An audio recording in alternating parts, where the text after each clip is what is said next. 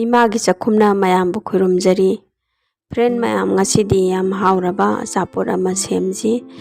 koi yumda semaga chaga thakpa anytime chaba yaraba yam hauraba achaponi masi kamaina semdage haibadu koi yengminasi aina hauji ata se 2 cup ni aduga chengi ata se half cup meda 1 cup masi lojare aduga masida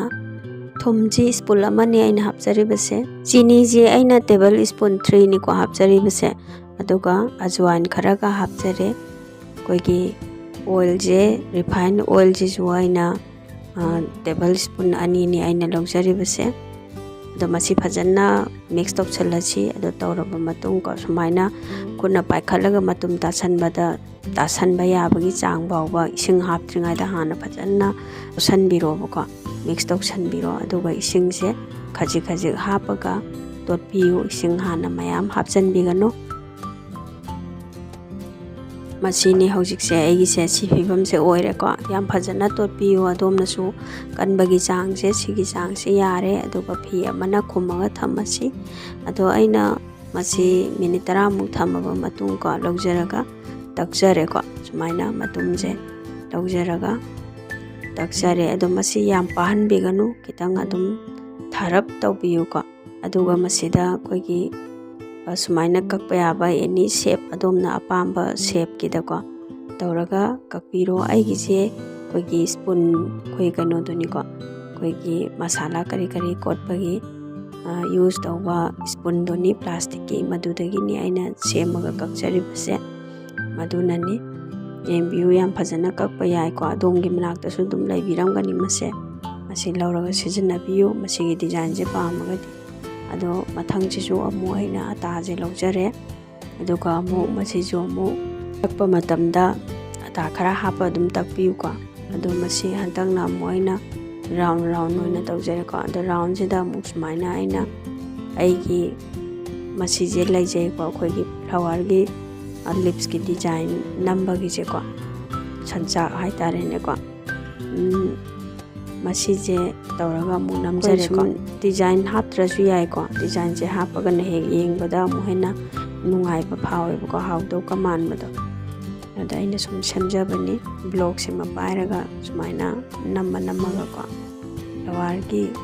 lips ki mana jida semjare aina masi laijare ado hauji amu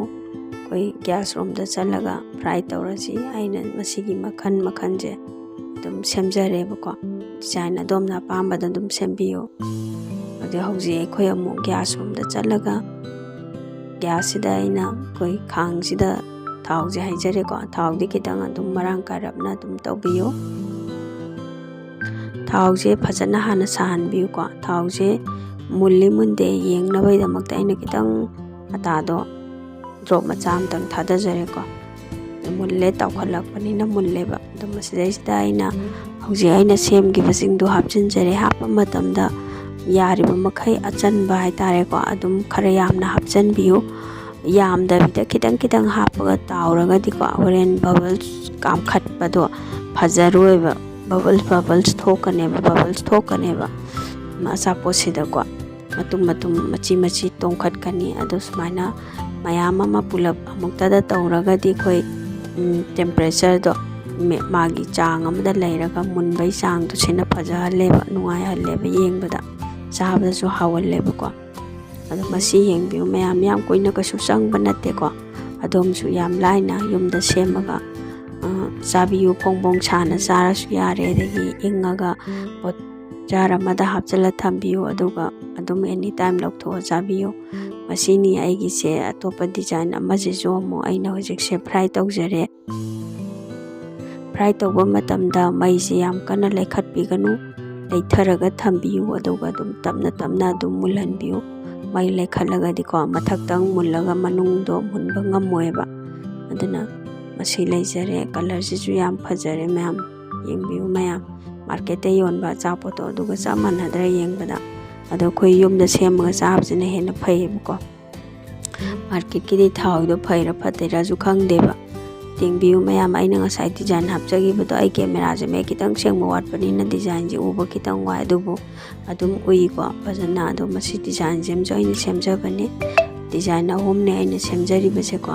ꯑꯗꯨꯒ ꯃꯍꯥꯎꯗꯤ ꯆꯞ ꯃꯥꯟꯅꯒꯅꯦꯕ ꯑꯩꯅ ꯁꯦꯝꯂꯤꯕ ꯗꯤꯖꯥꯏꯟꯁꯤꯡꯁꯦ ꯌꯦꯡꯕꯤꯌꯨ ꯃꯌꯥꯝ ꯑꯩꯒꯤꯁꯦꯀꯣ ꯌꯥꯝ ꯍꯥꯎꯋꯤ ꯑꯉꯥꯡꯁꯤꯡꯅꯁꯨ ꯌꯥꯝ ꯄꯥꯝꯃꯦ ꯉꯥꯏꯍꯥꯛ ꯂꯩꯇꯅ ꯗꯨꯀꯥꯟꯗꯒꯤꯗ ꯁꯨꯝ ꯂꯩꯔꯒ ꯆꯥꯕꯒꯤ ꯃꯍꯨꯠꯇꯀꯣ ꯏꯁꯥꯅꯁꯨ ꯁꯨꯝ ꯌꯨꯝꯗ ꯁꯦꯝꯃꯒ ꯆꯥꯕꯤꯌꯨ